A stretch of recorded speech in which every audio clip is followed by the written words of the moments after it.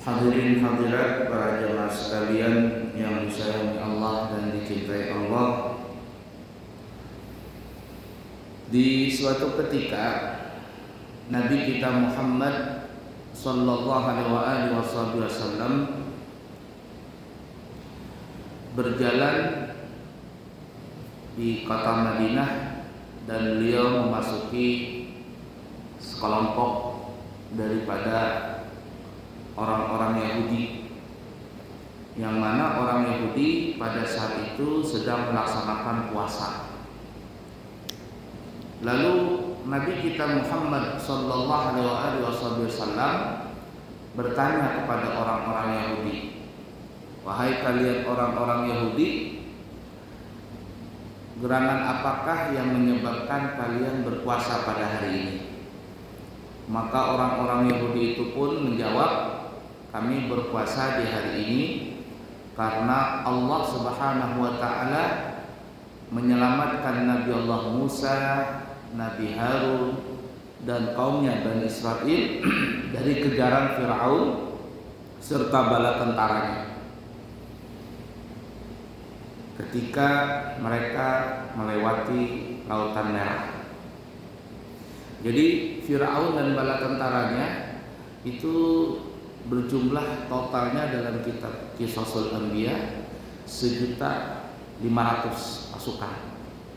1.500.000. Sedangkan Bani Israel yang dibawa oleh Nabi Musa untuk keluar dari negara Mesir itu berjumlah 600.000 orang. Nah, seluruh pasukan tentara Fir'aun pada saat itu mati, tenggelam di Lautan Merah, termasuk bosnya Fir'aun juga mati. Nah, oleh karena itu kata orang-orang Yahudi, "Kami berpuasa di hari ini atas karunia yang Allah berikan kepada orang-orang Bani Israil." Kemudian Nabi kita Muhammad sallallahu alaihi wasallam menjawab, "Ana aula bi Musa minkum." Kata Nabi Muhammad, "Aku lebih utama daripada kalian." Artinya kalau kalian berpuasa karena bersyukur atas karunia itu, maka yang lebih pantas untuk berpuasa itu adalah aku juga, kata Nabi. Kenapa? Karena aku, kata Nabi, adalah seorang nabi dan Nabi Musa juga seorang nabi. Bahkan Nabi Musa termasuk ulul azmi, ya, kelompok nabi dan rasul yang mereka mempunyai pangkat tinggi. Ulul azmi diberikan ulul azmi karena mereka mempunyai cobaan yang berat. Oleh karena itu diangkat derajatnya lebih tinggi daripada nabi-nabi yang lain. Nabi Adam, Nabi Nuh, Nabi Musa, ya, Nabi Ibrahim, Nabi Isa, dan pemimpin dari segala nabi dan rasul adalah Nabi kita Muhammad sallallahu alaihi wasallam. Dan oleh karena itu disebutkan dalam riwayat hadis, "Kana Rasulullah sallallahu alaihi wasallam shoma yaum Asyura wa amara bisiyami." Dan kejadian itu, kata orang-orang Yahudi, bertepatan di tanggal 10 Muharram. Dan Nabi kita Muhammad sallallahu alaihi wasallam pun berpuasa di hari tersebut, jadi tanggal 10 Muharram, wa amara bisiyami, dan Nabi juga memerintahkan kepada sahabat yang lainnya untuk juga berpuasa. Nah, insyaallah nanti kita 10 Muharram itu jatuh di hari Selasa, lusa. Ya, hari Selasa, lusa. Wah, kemudian di dalam riwayat yang lain, tambahkan dalam hadis riwayat Imam Muslim, Nabi mengatakan, "La in baqitu ila qabilin la asuman tasi'ah." Kalau kata Nabi, aku hidup sampai tahun depan, maka niscaya aku juga akan berpuasa di tanggal 9. Ini Nabi kepingin berpuasa sebanyak dua hari, tanggal 9 dan tanggal 10. Tapi kata ulama, Nabi kita Muhammad sallallahu alaihi wasallam umur beliau tidak sampai ke tahun depan. Yani kurang lebih 2 bulan setelah itu Nabi kita Muhammad sallallahu alaihi wasallam meninggal dunia. Namun kata ulama, walaupun Nabi tidak sempat berpuasa tanggal 9 dan 10 tahun depan, tetapi Nabi sudah mempunyai wacana ingin berpuasa di tanggal 9 dan tanggal 10. Alasannya adalah karena Nabi kita Muhammad sallallahu alaihi wasallam kepingin agar ibadah kita orang Islam ini tidak sama dengan ibadahnya orang Yahudi. Artinya kita ini ibadah jangan nanti biar orang Banjar itu ditiwas. Ternyata orang Islam itu ibadahnya ikut-ikutin orang Yahudi. Nah, maksudnya begitu tuh. Nabi tidak mau. Nah, oleh karena itu Nabi memisahkan, bukan memisahkan ya, artinya membedakan ibadah kita orang Islam dengan ibadahnya orang Yahudi. Nah, oleh karenanya kata ulama dianjurkan bagi kita untuk berpuasa sebanyak 2 hari, yakni tanggal 9 dan tanggal 10.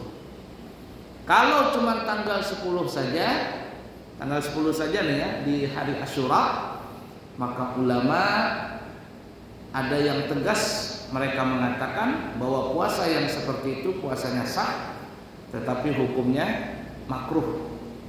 Kenapa makruh? Karena mirip-mirip dengan ibadahnya orang Yahudi.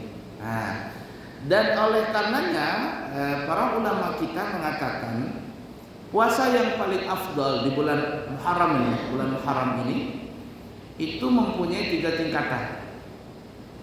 Yang pertama, puasa 3 hari berturut-turut, yakni di tanggal 9, tanggal 10 dan tanggal 11 Muharram. 3 hari sekalian. Tanggal 9, tanggal 10 dan tanggal 11 Muharram. Ini urutan yang paling afdal. Jadi kalau ada yang berpuasa 3 hari, Masya Allah, itu paling sip sudah, paling sip. Urutan yang kedua adalah berpuasa 2 hari, yaitu di tanggal 9 dan tanggal 10 Muharram. 9 disebut namanya Tasu'a, dan yang 10 Muharram disebut dengan Asyura. Kalau tidak puasa, tidak mampu puasa di tanggal 9 dan tanggal 10, tetap juga diusahakan 2 hari berpuasa, yaitu di tanggal 10 dan tanggal 11 Muharram. Artinya 2 hari ini. Nah, boleh memilih antara tanggal 9, tanggal 10 atau 10 dengan 11 Muharram. Tapi kalau dibandingkan 9, 10 atau 10, 11, mana yang lebih afdal? Yang lebih afdal adalah tanggal 9 dan tanggal 10, karena itu yang diinginkan oleh Nabi kita Muhammad sallallahu alaihi wasallam. Kalau seandainya 2 hari juga tidak mampu, 9, 10 atau 10 dengan 11, maka yang terakhir yaitu berpuasa di tanggal 10 Muharram saja, atau yang dikenal dengan Asyura, ya, hari Asyura atau 10 Muharram. Mudah dipaham kira-kira ya? Nah, ini jangan ditinggalkan puasa ini. Kenapa begitu pentingnya puasa ini? Karena disebutkan di dalam hadis riwayat Imam Muslim, bersumber daripada Abi Qatadah radhiyallahu taala anhu, Nabi kita Muhammad sallallahu alaihi wasallam pernah ditanya oleh seseorang. Su'ila Rasulullah sallallahu alaihi wasallam an siyami Asyura. Nabi pernah ditanya tentang puasa Asyura. Faqala, maka Nabi kita Muhammad sallallahu alaihi wasallam menjawab, ya shaumi yaumi Asyura yukaffiru sanatal madiyah. Bermula puasa Asyura atau tanggal 10 Muharram itu akan menghapuskan dosa orang yang berpuasa tersebut selama setahun yang telah lewat. Setahun yang telah lewat. Nah, jadi pentingnya puasa ini. Nah, fadilahnya dosa kita diampuni setahun yang lalu. Siapa yang tidak berdosa di sini? Oh, semuanya berdosa. Dan mohon maaf, siapa yang paling tua itu ya yang paling banyak dosa. Karena hidupnya lebih dahulu. Nah, kita insyaallah akan mendapatkan fadilah pengampunan dari Allah Ta'ala tadi hanya berpuasa setahun sekali, yaitu di 10 Muharram tadi. Nah, jadi ini penting sekali ya, jangan ditinggalkan puasa Asyura ini. Dan sungguh terbalik, dan orang Banjar terbalik dukung. Artinya terbalik itu ya tidak disuruh oleh Nabi. Apa itu? Yaitu apabila ada orang yang tidak puasa tetapi membuat bubur Asyura. Nah, ini aneh. Padahal yang dianjurkan dalam syariat kita adalah berpuasa Asyura tadi. Membuat bubur Asyura itu bukanlah wajib, bukanlah juga sunnah, bukanlah juga haram, bukanlah juga makruh, tapi hukumnya mubah saja. Arti mubah itu ya mungkin dianggap tradisi di orang kita ini, di Indonesia ini, itu sebagai tradisi Asyura atau bubur Asyura. Ya, jadi tidak ada hukum yang mewajibkan atau mensunahkan atau memakruhkan atau mengharamkan, hukumnya mubah. Nah, sungguh terbalik dukung jar orang Banjar apabila ada orang yang tidak puasa tapi bikin bubur Asyura.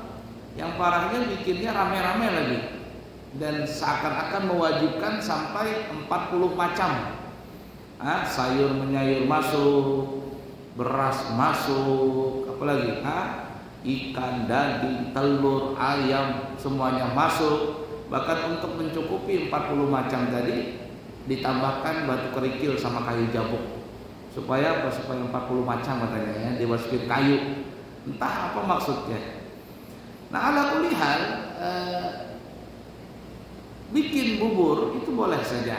Dan kami di pesantren, adat kami di pesantren yang memang setiap 10 Muharram juga bikin bubur. Tetapi anak-anak santri kami tetap kami anjurkan berpuasa. Kami anjurkan berpuasa di hari itu. Dan hari itu libur ya, kami liburkan di tanggal 10 Muharram itu. Kemudian nanti ketika maghrib berbuka puasa makannya bubur Asyura. Nah, itu yang enak tuh. Ini tidak sebagian ada masjid atau musala atau di RT begitu rame-rame bikin bubur Asyura. Setelah salat zuhur, bahkan terkadang nggak salat zuhur, datang membawa rantang masing-masing untuk berbagi-bagi bubur Asyura. Bahkan makan di situ. Jadi ini kurang pas ini, kurang pas. Nah, jadi ingatkan, sunnahnya adalah berpuasa, sedangkan membuat bubur Asyura itu tidak ada kewajiban untuk membuat bubur Asyura tersebut. Tetapi itu adat dan boleh dibuat. Kemudian tetap berpuasa, dan ketika buka puasanya makan bubur Asyura. Kemudian kenapa begitu pentingnya 10 Muharram ini? Memang 10 Muharram ini adalah hari yang penting di dalam agama kita. Karena di 10 Muharram itu banyak kejadian-kejadian yang bertepatan di tanggal 10 Muharram itu. Menurut di kitab I'anatul Talibin ya. Kemudian di dalam kitab Hasyiah Bajuri dan dalam kitab-kitab yang lainnya, ketika para ulama membahas di 10 Muharram, itu mereka banyak mengatakan di 10 Muharram itu banyak kejadian yang bertepatan di tanggal 10 Muharram. Salah satunya adalah pertemuannya Nabi Allah Adam alaihi salatu wassalam dengan Siti Hawa setelah kurang lebih 300 tahun terpisah antara keduanya, pada saat Allah menurunkan mereka dari surga. Dikatakan dalam kisah Israiliyat bahwa Nabi Adam diturunkan di daerah India yang sekarang ini masuk daerah Pakistan katanya, dan Siti Hawa itu diturunkan di Jeddah Makanya disebut Jeddah, artinya nenek. Dan kuburan Siti Hawa itu sampai sekarang masih ada di Jeddah. Untuk keabsahan daripada makam tersebut wallahu a'lam. Tapi orang-orang sana mengatakan itu adalah makamnya daripada Siti Hawa radhiyallahu taala anha, yang panjangnya itu mungkin ada 30 meteran panjangnya itu ya, kuburan tersebut. Dekat sekali, dekat Kornes, dekat Balak di Jeddah. Nah, setelah sekian lama terpisah, kurang lebih 300 tahun, mereka saling mencari, cinta mencintai, ya terpisah, dan akhirnya bertemulah mereka berdua di gunung yang sekarang dikenal namanya Jabal Rahmah, tempat wukufnya para jamaah haji. Ada tugu putih yang di atas gunung, tidak terlalu tinggi ya, gunung kecil, itu disebut namanya Jabal Rahmah, pertemuan antara Nabi Adam dengan Siti Hawa. Kemudian juga Nabi Adam diterima taubatnya setelah beliau melakukan kekhilafan, memakan buah khuldi. Itu bertahun-tahun Nabi Adam berdoa dan akhirnya diterima taubatnya. Doanya yang kita kenal disebutkan dalam Al-Quran, Rabbana zalamna anfusana wa illam taghfir lana wa tarhamna lanakunanna minal khasirin. Itu doa Nabi Adam. Diterima doanya Nabi Adam bertepatan di tanggal 10 Muharram. Kemudian juga Nabi Allah Idris alaihi salatu wassalam diangkat ke langit. Nabi Idris diangkat ke langit itu juga di tanggal 10 Muharram. Kemudian Nabi Allah Nuh alaihi salatu wassalam selamat dari banjir besar di seluruh dunia. Beliau menaiki bahtera, kapal besar, dan ketika beliau sampai di Gunung Al-Judi, itu Gunung Judi itu diperkirakan ada di daerah Ankara, Turki ya, di daerah Turki. Turun di situ bertepatan di tanggal 10 Muharram. Ada yang mengatakan wallahu a'lam bishawab, ketika Nabi Nuh dan kaumnya yang 80 orang, 40 laki-laki 40 perempuan, ketika turun kembali ke muka bumi ini, jadi kembali ke muka bumi, beliau keluar dari kapal, bumi ini pada hancur semua. Hancur karena banjir. Sampai di Gunung Bahagia ini pun juga banjir baharinya. Banjir. Nah, saat itu ketika melihat bumi hancur, lalu persediaan makanan pun juga sudah mulai menipis, karena itu banjirnya disebutkan dalam kitab Qisasul Anbiya itu selama 40 hari banjir tersebut. Nah, ketika sampai sudah pada hancur, makanan sudah mulai menipis, untuk mencukupi makanan dan kebutuhan pangan mereka, ya, sandang pangan, ya, pangan mereka, maka mereka pun akhirnya membuat apa ya? Bubur. Nah, disitulah asal muasal orang membuat bubur Asyura katanya. Tapi wallahu alam cerita benar atau tidaknya. Nah, itu turun Nabi Nuh adalah di tanggal 10 Muharram. Kemudian apa lagi? Kemudian juga disebutkan di dalam riwayat Nabi Sulaiman alaihi salatu wassalam ketika kehilangan cincin sakti beliau, dan mendapatkan cincin tersebut dan beliau akhirnya menjadi raja kembali, itu di tanggal 10 Muharram, ya, di tanggal 10 Muharram. Kemudian juga Nabi Allah Daud alaihi salatu wassalam diampuni kekhilafan beliau, itu juga terjadi di tanggal 10 Muharram. Kemudian juga Nabi Musa yang pertama kali kita ceritakan, Allah selamatkan Nabi Musa dari kejaran Fir'aun, itu juga bertepatan di tanggal 10 Muharram. Kemudian Nabi kita Muhammad sallallahu alaihi wasallam mendapatkan gelar ghufira lahu ma taqaddama min dzambihi ma taqaddama ma ta'akhkhar, diampuni dosanya nabi kita yang lalu dan yang akan datang. Mendapatkan gelar itu juga di tanggal 10 Muharram. Dan masih banyak lagi ya, masih banyak lagi cerita-cerita yang bertepatan di tanggal 10 Muharram yang berkaitan dengan para nabi dan rasul. Kalau kita sebutkan satu-satu panjang sekali. Nah, ini karena bertepatan di tanggal 10 Muharram, jadi 10 Muharram itu hari yang istimewa, sehingga kita dianjurkan untuk berpuasa.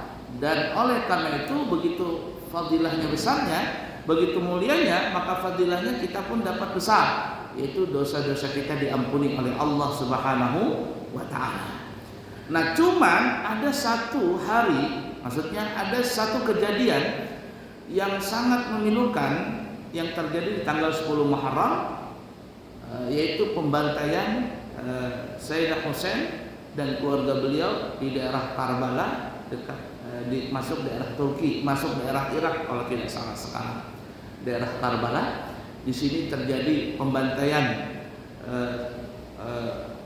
oleh tentara Yazid bin Muawiyah kepada Sayyidina Husain, cucu Nabi kita Muhammad sallallahu alaihi wasallam dan keluarga beliau.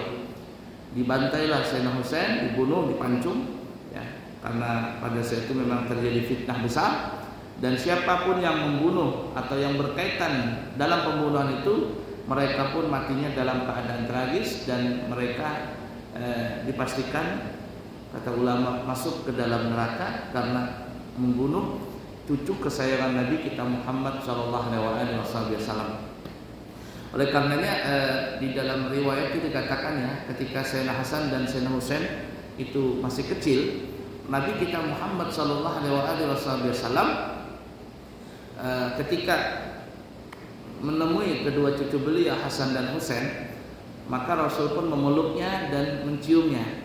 Sayyidina Husain, Sayyidina Hasan kalau bertemu dengan Nabi yang masih kecil, maka Nabi pun mengecup bibirnya, karena masih kecil dikecup bibirnya. Sedangkan Sayyidina Husain ketika bertemu dengan Nabi dan beliau memeluk Sayyidina Husain dan beliau mengecup lehernya. Nah, itu dilihat oleh ibundanya, ini Siti Fatimah. Lalu Siti Fatimah bertanya kepada abahnya, yaitu Nabi kita Muhammad SAW.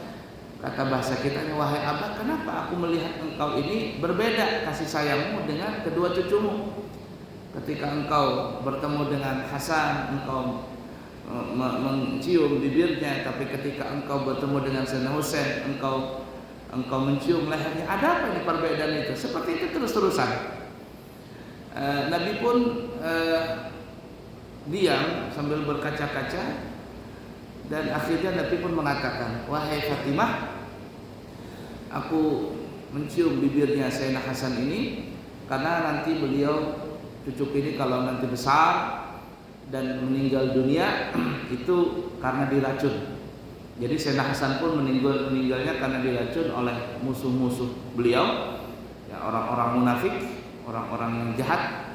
Jadi beliau meninggal dalam keadaan diracun, dan racun itu lewat mulut beliau. Dan ketika beliau ingin menjemput Sayyidina Husain, beliau tidak tahan sampai akhirnya menangis Rasulullah SAW, dan itu didesak oleh Fatimah, didesak terus oleh Siti Fatimah. Kenapa ya Rasul? Ada apa dengan Sayyidina Husain?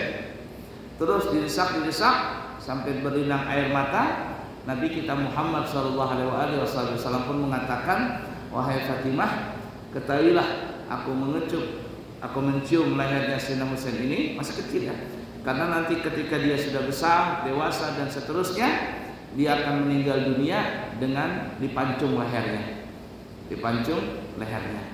Mendengar kejadian itu pun, ini sudah takdir dari Allah Ta'ala. Nabi kita mengetahui tentang kejadian itu, dan Siti Fatimah pun juga menangis dan menerima takdir mereka berdua. Nah, kejadian itu terjadi di tanggal 10 Muharram. Itu sangat memilukan, dan kejadian itu sangat menyedihkan, ya, sangat sangat tidak pantas terjadi ibarat katanya, karena sudah takdir, mau bagaimana lagi. Kejadian itu sangat memilukan di kalangan kaum muslimin, dan kita orang Islam ahli sunnah wal jamaah memang kita mengutuk perbuatan tersebut, tapi kita tidak berlarut-larut dalam kesedihan. Nah, sedangkan orang-orang Syiah, tidak tahu di Balikpapan ada atau tidak, ya.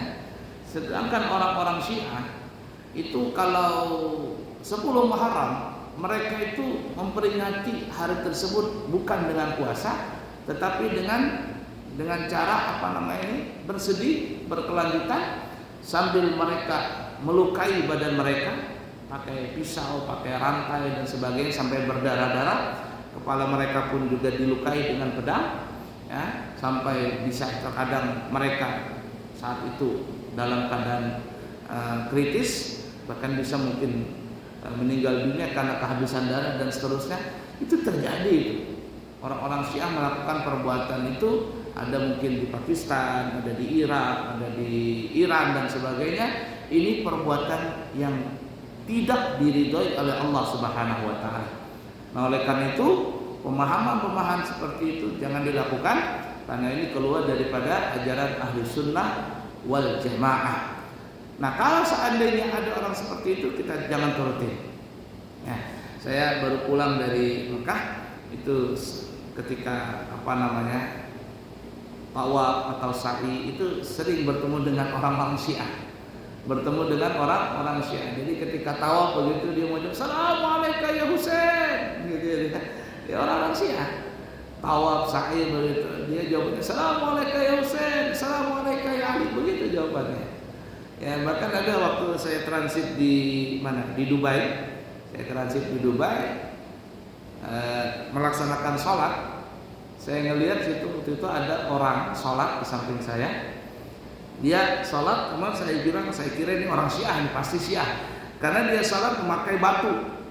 Jadi kalau sholat itu di depannya itu ada batu kecil, ya, mungkin seperti ya ukuran 2 cm 3 cm persegi gitu. Itu batu selalu dibawa-bawa. Kalau sujud di situ dia sujud di batu itu. Nah, saya pernah dengar kabar itu hampir rata-rata orang Syiah yang berpaham seperti itu, mereka melakukan itu. Kata saya, pernah tanya, itu batu apa? Nah, itu batu yang ada di daerah Karbala. Oh, jadi saking segitunya tuh orang-orang Syiah. Jadi kalau sholat dia pakai batu nggak sah, ibarat kata. Sampai ke Mekah, sampai di mana-mana dia bawa batu itu. Nah, ini ajaran yang tidak sesuai dengan ahli sunnah wal jamaah. Ala kulli hal, di tanggal 10 Muharram adalah hari yang mulia, dan kita orang Islam dianjurkan untuk berpuasa. Kalau mau bikin bubur Asyura boleh, tapi bukanlah wajib, bukanlah sunnah, hukumnya mubah saja. Bahkan kalau seandainya bubur Asyura itu dibuat untuk berbuka puasa di 10 Muharram itu, maka ini bisa menjadi sunnah karena memberi makan untuk berbuka puasa. Dan kita orang Islam jangan mengikuti daripada ajaran atau pemahaman orang-orang Syiah yang mereka di tanggal 10 Muharram itu melakukan kesedihan yang bertubi-tubi, sehingga mereka melakukan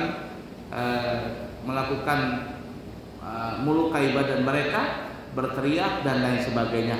Karena perbuatan itu tidak diajarkan oleh Nabi kita Muhammad SAW, dan para ulama pun ahli sunnah wal jamaah mencegah daripada perbuatan tersebut. Ala kulli hal, para jamaah sekalian, jangan lupa kita berpuasa 2 hari, besok hari Isnin tanggal 9 Muharram dan hari Selasa tanggal 10 Muharram. Mudah-mudahan Allah memberikan hidayah kepada kita semuanya untuk melakukan ibadah tersebut, dan pahala kita diterima oleh Allah Subhanahu wa taala, dan mudah-mudahan juga segala dosa-dosa kita diampuni oleh Allah Subhanahu wa taala. Kita mati dalam keadaan husnul khatimah. Di akhir hayat kita nanti mengucapkan la ilaha illallah Muhammad Rasulullah sallallahu alaihi wasallam, mendapat syafaat Nabi Muhammad sallallahu alaihi wasallam. Allah ridha kepada kita dan kita ridha kepadanya, dan mudah-mudahan kita mendapat syafaat Nabi Muhammad sallallahu alaihi wasallam kelak nanti di akhirat, masuk surga tanpa hisab bersama kekasih kita Nabi Muhammad sallallahu alaihi wasallam. Amin. Allahumma amin ya rabbal alamin. Baik, mungkin sampai di sini. Saya minta maaf harus jalan karena mau langsung ke Samarinda dengan keluarga, ada urusan di Samarinda. Kiranya cukup sekian. Subhanakallahumma wa bihamdika asyhadu an la ilaha illa anta astaghfiruka wa atubu ilaik. Wa akhirul kalam, wassalamu alaikum warahmatullahi wabarakatuh.